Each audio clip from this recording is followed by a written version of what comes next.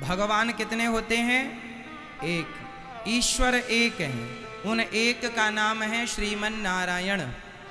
चाहे आप श्रीमन नारायण कहो, चाहे आप राधे श्याम कहो, चाहे सीताराम कहो, चाहे शंकर कहो, चाहे नारायण कहो, विष्णु कहो, राम कहो, ब्रह्मा कहो, शिव कहो, कृष्ण कहो, राम कहो, दुर्गा कहो, गणेश कहो, सबका मतलब एक ही है।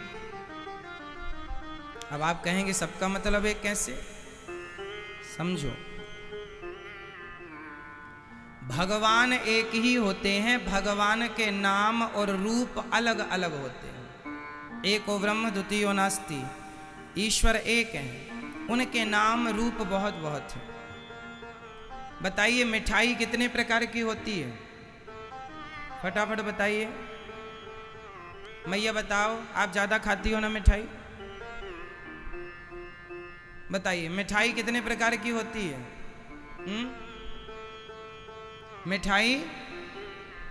मिठाई बहुत प्रकार की होती है, पर मिठाई बहुत प्रकार की होती है, पर एक चीज है जो हर मिठाई में एक सी होती है। बताओ क्या? क्या? मीठा, चीनी, शक्कर। मिठाई बहुत प्रकार की हो सकती है, पर जो मिठाई में मिठास है वह एक ही शक्कर की मिठास है। हाँ या ना? जैसे मिठाई के नाम बहुत हो सकते हैं, मिठाइयों के आकार बहुत हो सकते हैं, मिठाइयों के रंग रूप बहुत हो सकते हैं, स्वाद भी अलग अलग हो सकते हैं, पर शक्कर एक सी ही है। उसी तरह ईश्वर के नाम रूप बहुत हो सकते हैं, पर मूल तत्व ईश्वर एक ही है, वह श्रीमन नारायण है। उन्हीं का नाम नारायण है, उन्हीं का नाम शिव है, उन्हीं का नाम कृष्ण है, उन्हीं का नाम राम है, उन्हीं का नाम हरि है, उन्हीं का नाम विष्णु है। कुछ भी आप नाम दे सकते हैं। मैया यशोदा ने उन्हीं का नाम बुलाया कनवा, उन्हीं को आप कहते हैं श्री गोविंद देव जी, उन्हीं को आप कहते हैं लड्डू गोपाल जी, उन्हीं को कहते हैं जगन्नाथ जी, उन्हीं को कहते हैं बिहारी जी, उन्हीं को कहते हैं बद्रीनाथ जी। अनेक रूप रूपाय अनेक रूप रूपाय विष्णवे प्रभु विष्णवे। तो भगवान एक हैं, अनेक रूपों में उनकी व्यापकता है, आप किसी भी रूप में उनका दर्शन कर सकते हैं। तो भगवान कितने हुए मेरी माँ? कितने भगवान? इतने सारे नहीं, भगवान एक हैं।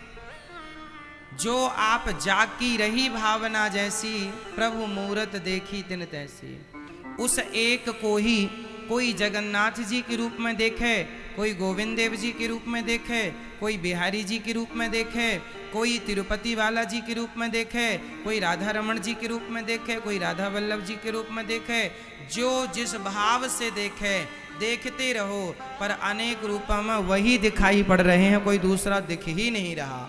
घड़े बहुत हो सकते हैं, घड़े बहुत हो सकते हैं, पर हर घड़े में माटी एक सी ही है, एक ही माटी है। एक ही कुम्हार ने अनेक घड़े बनाए, तो माटी तो एक ही है, घड़े अनेक हैं। उसी प्रकार माटी मतलब मूल तत्व एक है, नाम रूप बहुत हो जाए तो हो जाए। तो भगवान एक है। क्या नाम है उन एक का? नाम बता दो मैया जी, एक भगवान का नाम बताओ। ये राम जी कौन है? जोर से, राम जी कौन है? श्रीमन नारायण। श्री मतलब लक्ष्मी के संग नारायण। हम भारतीय लोग हैं ना, हम लोग युगल उपासना करते हैं, अकेले राम जी की उपासना नहीं करते। सीताराम, अकेले श्याम सुंदर की गोविंद देव जी के मंदिर में गोविंद अकेले नहीं खड़े हो ही नहीं सकते वो, जब तक बगल में किशोरी जी ना खड़ी हों, अर्थात श्री राधा जी। तो हम लोग युगल उपासना करते हैं, तो नाम भी हमें युगल ही लेना चाहिए। श्रीमन, राम जी कौन है? श्रीमन नारायण। श्री मतलब सीता, श्री मतलब लक्ष्मी। जब राम के आगे श्री लग जाता है तो उस श्री का मतलब हो जाता है सीता। जब नारायण के आगे श्री लग जाता है तो उस नारायण की श्री का अर्थ हो जाता है लक्ष्मी। और जब श्री कृष्ण, जब कृष्ण के आगे श्री लग जाता है तो उस श्री का अर्थ हो जाता है राधा। समझ रहे हैं? समझ रहे हैं आप लोग? तो राम जी कौन है? बोलो जोर से। श्रीमन नारायण। और श्री कृष्ण कौन है? जोर से। श्रीमन नारायण। अच्छा, और ये जगन्नाथ जी कौन है? बोलो मेरी माँ। ओ मैया, आप बोलो, ध्यान यहां वहां ना लगा। जगन्नाथ जी कौन है? श्रीमन नारायण। और गोविंद देव जी कौन है? और बद्रीनाथ जी, और तिरुपति बालाजी, विठलनाथ जी, सांवरिया सेठ जी, खाटू श्याम जी, अनेक रूपों में वह परमात्मा ही व्याप्त है। अब हम लोग कंफ्यूज इसलिए हो जाते हैं, हमें लगता है इनका रूप तो अलग है, इनका रूप अलग है। तो रूप में मत जाओ, भगवान एक है। चलो, इतना समझ में आ गया। अब इससे आगे चलते हैं। अब ये और आपको बताना है कि भगवान सगुण होते हैं कि निर्गुण। साकार ईश्वर के दो रूप हैं, एक साकार, एक निराकार। जिसका कोई रूप है उसे तो साकार कहते हैं, जिसका कोई रूप ही नहीं है उसे निराकार कहते हैं। सगुण और निर्गुण। जिसका कोई आकार है वो साकार है, जिसका कोई आकार नहीं वो निराकार है। अब आपको फिर उत्तर देना है कि भगवान साकार हैं कि निराकार है? बताओ, ईश्वर साकार है या निराकार है? जोर से, जोर से बताओ। भगवान साकार है कि निराकार है? भगवान दोनों हैं। वह साकार भी है और निराकार भी है। कैसे?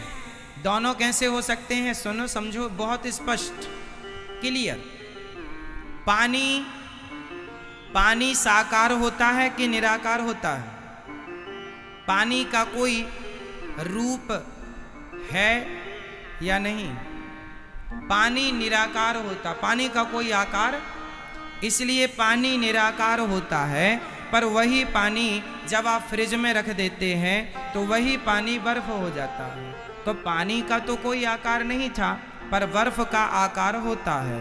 उसी तरह ईश्वर तो निराकार होता है, पर वही ईश्वर जब भक्तों के प्रेम की फ्रिज में प्रवेश कर जाता है तो वह भक्तों के लिए वही निराकार साकार बन करके कभी राम कभी कृष्ण बन करके प्रकट हो जाते हैं। तो भगवान साकार भी हैं और निराकार भी है। जैसे पानी साकार भी है और पानी बर्फ बन जाने पर, पानी बर्फ बन जाने पर साकार है और पानी निराकार है। उसी तरह ईश्वर निराकार होते हैं, पर वही राम और कृष्ण बनकर, नरसिंह बन के, वामन बन के भक्तों के लिए वह सगुण साकार रूप धारण कर लेते हैं। इसलिए कहते हैं, सगुण उपासक परहित निरत नीति दृढ़ ते नर प्राण समान मम जिनके ध्वज पर प्रेम।